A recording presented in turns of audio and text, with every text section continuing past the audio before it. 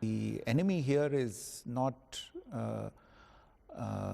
an individual, a country, a group of countries. It is a virus that doesn't discriminate. I think it's not only important for countries to put aside differences, it is important to rise above those differences in order to combat this, because I think we have to realize that we are all in this together.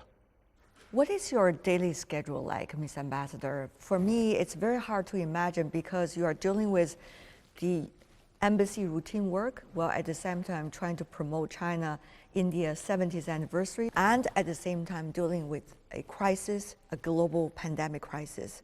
The bilateral calendar this year started off on a very high note. There was a visit to China by a very high-ranking military officer from India, the commander of our Northern Command.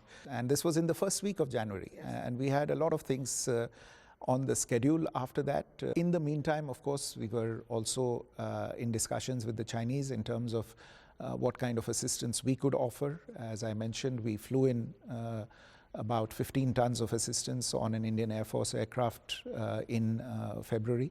And also, I think at the same time, China was procuring other kinds of equipment from India, and we facilitated the procurement of a lot of that equipment as well.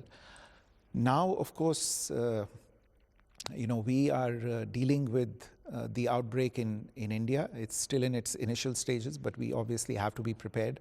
There's still some time to go before we can be certain as to when we can actually plan something or have something and start inviting people to it.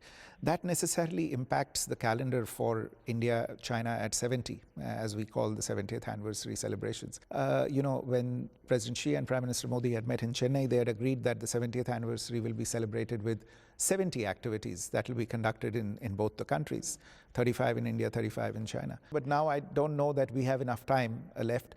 But as our leaders in the communications that they exchanged just 3 days back, they committed to each other that despite the fact that we have lost time and we may not have time to do everything, we still remain committed to celebrating this occasion.